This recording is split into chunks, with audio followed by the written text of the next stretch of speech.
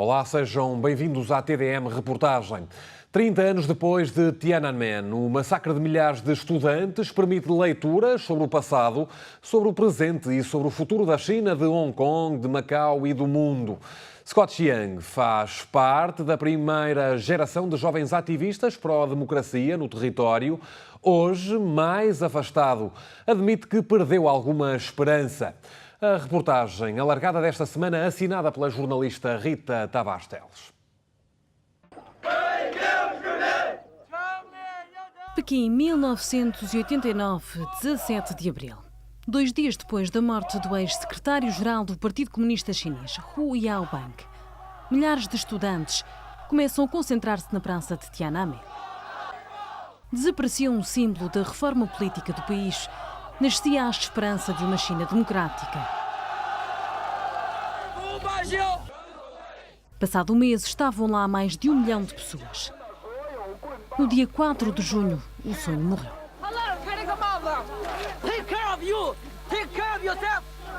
It's very important for the whole world to pay attention to what happened 30 years ago. You have to understand where this China come from, and it come from 1989. You went to Salesian. Did they teach you about the 4th of June in class? We don't need to be taught about that. I was, old enough to watch it on news. And when you're very young, you cannot tell how serious a thing is by just observing it. But because we see our relative who normally don't react to, current affairs, show their emotion. How old were you? I think 7 or 8. You can really see people's eyes shine. Their eyes shone. They see hope in China. Because back then we already know we will be unifying with China. So we also were afraid of our future. So when we see hope for change, people really get hold to the idea. And when that idea went bust, that the disappointment, from that time, from a very young age, you learn to really to trust Beijing and to admire their integrity. Until this day, nothing can go wrong when you trust them, right? Go, Great Bay Area.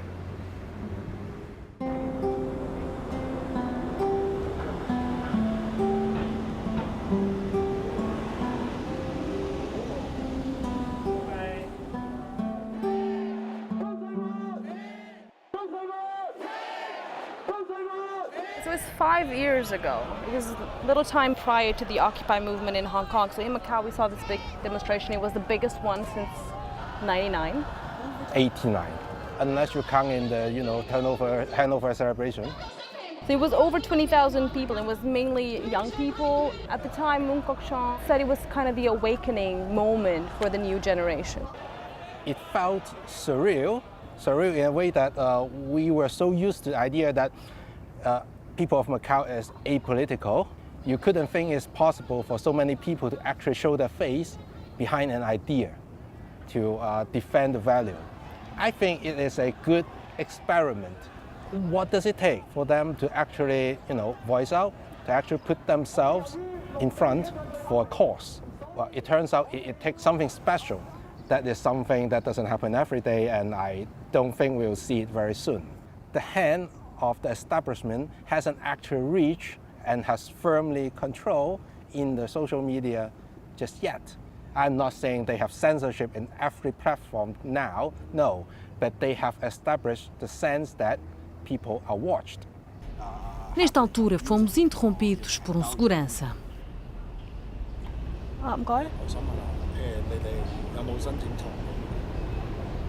Sorry?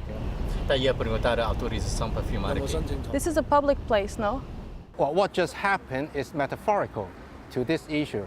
A nice guy just came and asked us not to film in that area because he thought they are managing the place, so they own the place. So anything you do need to be, have a permission from them. And that mentality actually extends to, every branch of the executive. You have this illusion of, the place is yours. No, it's not yours. No, it's not yours, right? It's them. in those villas, right? And in those, high-rise offices. It's just an illusion that it belongs to you. No, it's just a little bubble that you grow up into, the circle of your life that you cherish, that your nostalgia makes you have this emotion connection to this place. No, we don't own it. We don't own it. We don't own it until we have, true democracy from the bottom up. Then we can truly call ourselves master of this place.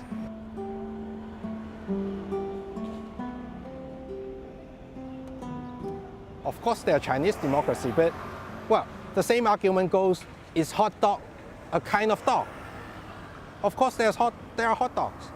We know it as a fact, but can you claim that that is an alternative to a living, running, barking dog? No.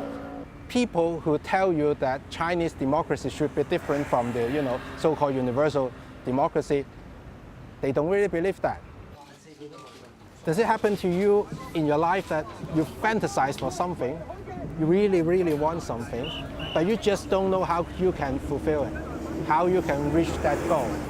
Do you want a better outcome of Tiananment, or you want a better outcome from the umbrella movement? Surely. But how? How you will imagine, you visualize the government to back off, or CCP to relinquish its control to the SARs, how they will respect your self-governance. You cannot imagine that, right? Under the current circumstances, under the current system. No, there's no way you can imagine that. And we also internalized the concept that China is so strong now and there's no other forces can stop her. And yeah, so in that way, yes, that hope is, vaporized.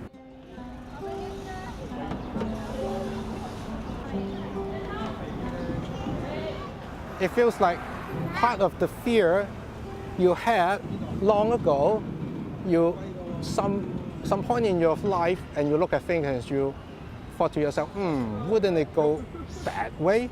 And then you told yourself, no, it wouldn't be that bad, right?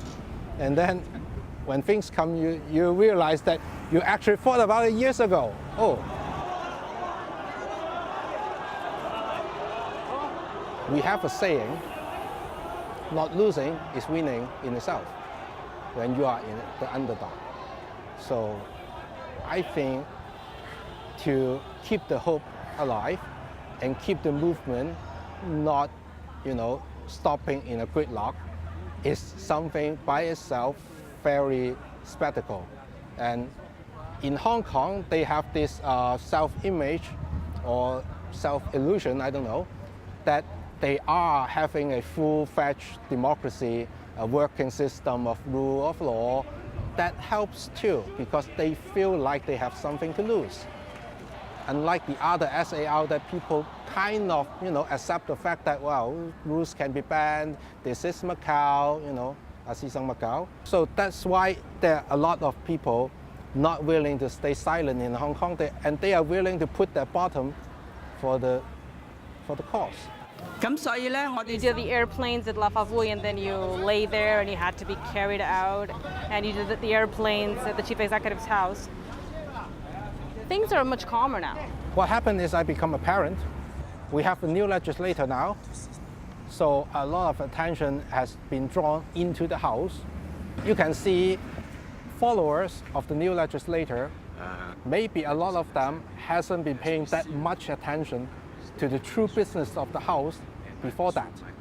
So it is like a whole new chapter in the movement. And now, rather than shouting from the street, they have a vantage point inside of the House.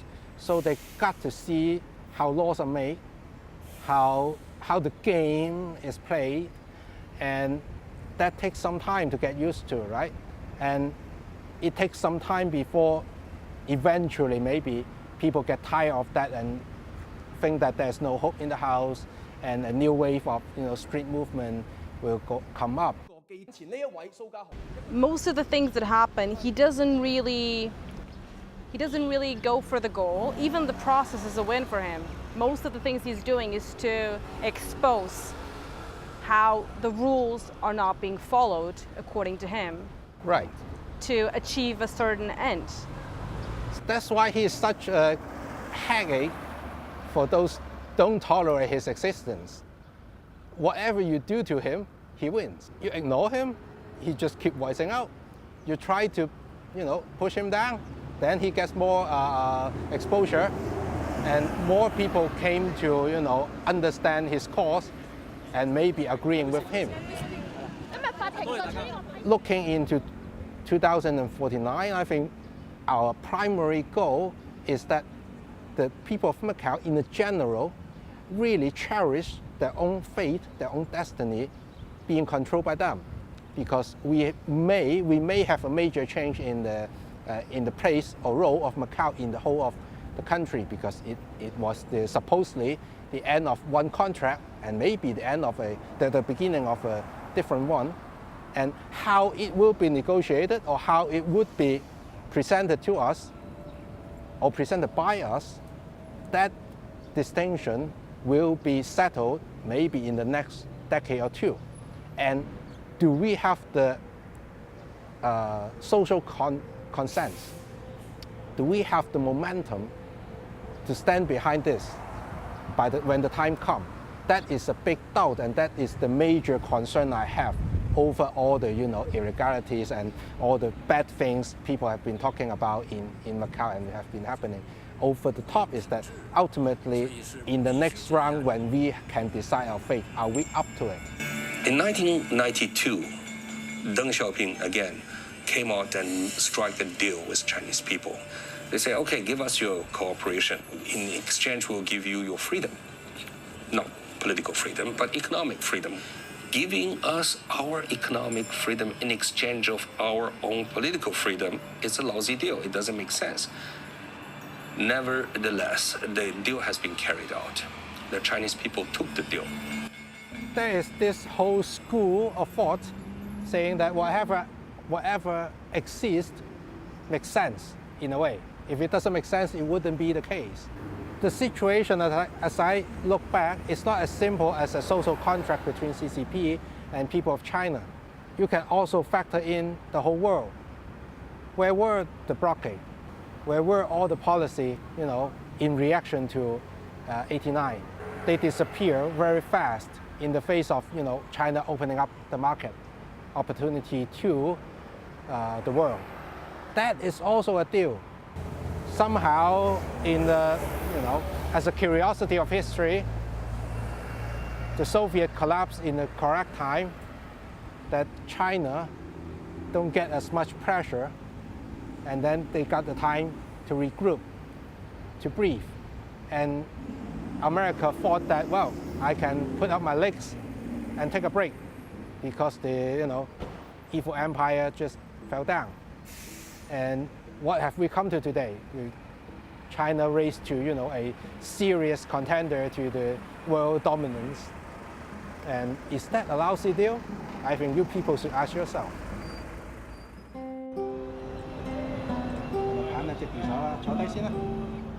The self-confidence the Mandarin used to have is shrinking. Macau, unlike Hong Kong, used to be uber stable, and not that much power is needed to exert it on it to maintain its stability. And what can go wrong in this town to bother people up north? That was the thinking. A lot of things happened, and Macau was kind of dragged into that. A lot of those policies, those things is unaccounted for Macau, and asked for. Unnecessary, you can say. The highest authority no longer believe in the philosophy of if it is not broken, don't fix it. They want it to be, ironclad, airtight. Would that come collateral damage? Of course. And like I said, the security guy thinks that he owns the place, not managing it for us. That's the metaphor. Now the security head thinks that he actually owns the mouthpieces, you guys, and you should sing his song. And well, that is further integration. Welcome to the bright future. If the people genuinely all agree on what is happening now, supporting the status quo, what hope you can get? Chiang já anunciou que vai sair da direção da Novo Macau após as legislativas de setembro. Garante ter feito as pazes por não fazer parte da lista e sublinha que a escolha interna foi democrática. Ainda assim, o ativismo é para continuar, apesar de agora a responsabilidade familiar ter aumentado. I think it will make me think twice before giving up.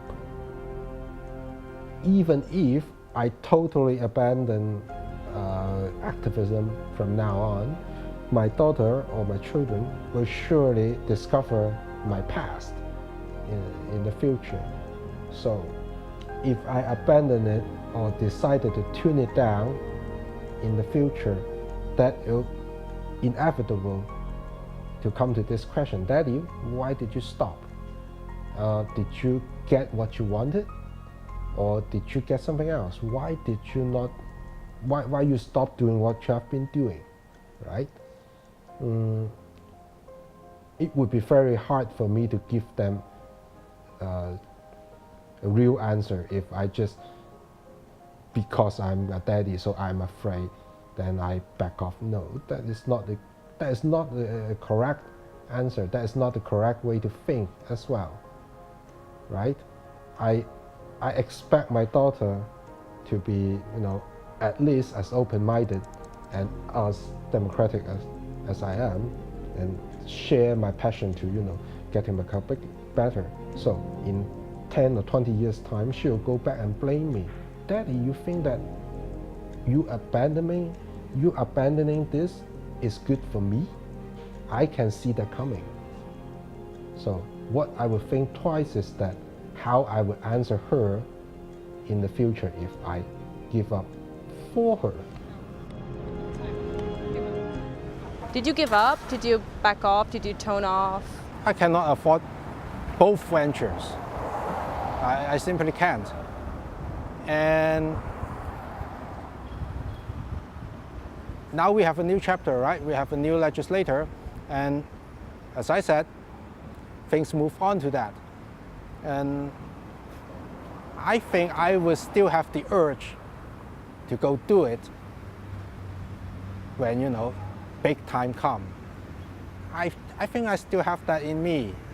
But day in, day out, I simply cannot afford to, manage both parenting and activism.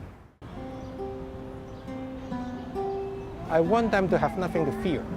I want as much doors open to them as possible. I want them to be able to maintain a good heart and be able to speak for it. That's pretty much it. That's already a very tall order.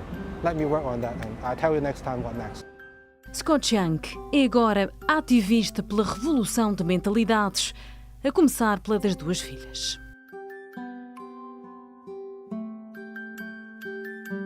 I love you, daughters.